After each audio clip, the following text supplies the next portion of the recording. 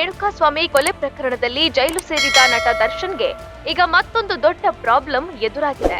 ಅನಾರೋಗ್ಯ ಕಾರಣದಿಂದಾಗಿ 6 ವಾರಗಳ ಕಾಲ ಪಡೆದಿರುವ ಜಾಮೀನು ರದ್ದಾಗುವ ಸಾಧ್ಯತೆ ಇದೆ.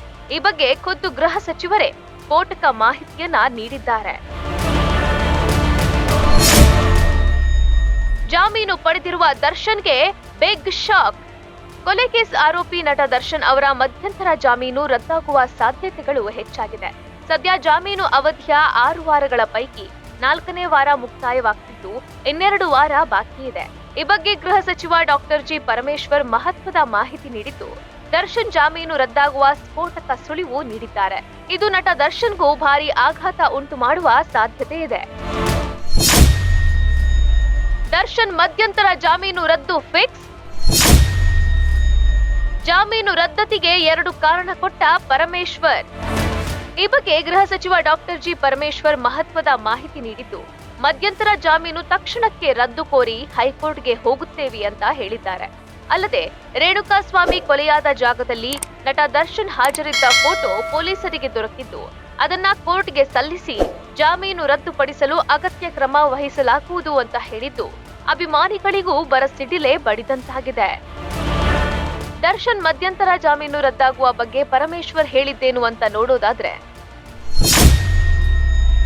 ಕೃತ್ಯ ನಡೆದ ಸ್ಥಳದಲ್ಲಿ ದರ್ಶನ್ ಇದ್ದ ಫೋಟೋ ಸಿಕ್ಕಿದ್ದು, ಜೊತೆಯಲ್ಲಿದ್ದವರು ವಿಡಿಯೋ ಕೂಡ ಮಾಡಿಕೊಂಡಿದ್ರು. ದರ್ಶನ್ ಜೊತೆಗಿದ್ದ ಇತರ ಆರೋಪಿಗಳ ಮೊಬೈಲ್ ಫೋನುಗಳನ್ನ ಎಫ್ಎಸ್ಎಲ್ ವರದಿಗಾಗಿ ಹೈದರಾಬಾದ್ಗೆ ಕಳುಹಿಸಲಾಗಿತ್ತು. ಈ ಸಾಕ್ಷ್ಯವನ್ನ ನ್ಯಾಯಾಲಯಕ್ಕೆ ಹಾಜರುಪಡಿಸಿ ಜಾಮೀನು ರದ್ದುಪಡಿಸಲು ಕ್ರಮ ಕೈಗೊಳ್ಳಲಾಗುವುದು. ತಕ್ಷಣ ಶಸ್ತ್ರಚಿಕಿತ್ಸೆ ನಡೆಯದಿದ್ರೆ ಬೆನ್ನುಹುರಿಯೇ ಮುರಿಯುತ್ತದೆ ಎಂಬಂತೆ ಹೇಳಲಾಗಿತ್ತು. ಆದ್ರೆ ದರ್ಶನ್ ಆಪರೇಷನ್ ಮಾಡಿಸದೆ ಕಾಲ ಕಳೆಯುತ್ತಿದ್ದಾರೆ. ಇದನ್ನ ನೋಡಿದ್ರೆ ದರ್ಶನ್ಗೆ ಶಸ್ತ್ರಚಿಕಿತ್ಸೆ ಅಗತ್ಯವಿಲ್ಲ ಎಂಬುದು ಗೊತ್ತಾಗ್ತಿದೆ. ಕೋರ್ಟ್ ಈ ಬಗ್ಗೆ ಗಮನ ಹರಿಸಿ ಸೂಕ್ತ ಆದೇಶ ನೀಡಬೇಕು. ಮೊನ್ನೆಯಷ್ಟೇ ಹೆಚ್ಚುವರಿ ಚಾರ್ಜ್ ಶೀಟ್ ಸಲ್ಲಿಕೆ. ದರ್ಶನ್ ಸೇರಿದಂತೆ ಇತರರ ವಿರುದ್ಧ ಕಳೆದ ಶನಿವಾರವಷ್ಟೇ ನ್ಯಾಯಾಲಯಕ್ಕೆ ಹೆಚ್ಚುವರಿ ದೋಷಾರೋಪ ಪಟ್ಟಿ ಸಲ್ಲಿಸಿದ್ರು. ಆರೋಪಿಗಳು ಕೃತ್ಯ ಎಸಗಿದ್ದ 8 ಫೋಟೋ ಸಾಕ್ಷ್ಯಗಳನ್ನ ಲಗತ್ತಿಸಿದ್ರು.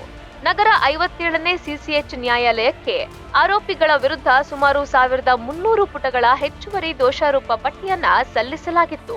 ಆರೋಪಿಗಳು ರೇಣುಕಾಸ್ವಾಮಿ ಕೊಲೆಯಲ್ಲಿ ಭಾಗಿಯಾಗಿದ್ದಕ್ಕೆ ಡಿಜಿಟಲ್ ಸಾಕ್ಷ್ಯಾಧಾರಗಳು, ಎಫ್ಎಸ್ಎಲ್ ವರದಿ ಹಾಗೂ ಕರೆಗಳ ವಿವರ ಸೇರಿದಂತೆ ಹಲವು ಪ್ರಮುಖ ದಾಖಲೆಗಳನ್ನ ಲಗತ್ತಿಸಲಾಗಿದೆ ಎಂದು ಪೊಲೀಸರು ತಿಳಿಸಿದರು. ಸದ್ಯ ಬೆನ್ನು ನೋವಿಗೆ ಆಪರೇಷನ್ ಮಾಡಿಸಿಕೊಳ್ಳದೆ ದರ್ಶನ್ ಕಾಲಹರಣ ಮಾಡ್ತಿದ್ದು, ಅದನ್ನ ಪ್ರಶ್ನಿಸಿ ಕೋರ್ಟ್ ಮೊರೆ ಹೋಗೋದಾಗಿ ಗೃಹ ಸಚಿವ ಪರಮೇಶ್ವರ್ ಹೇಳಿದ್ದಾರೆ. ಮುಂದೇನಾಗುತ್ತೋ ಕಾದು ನೋಡಬೇಕು. Bureau report, boss TV Kannada.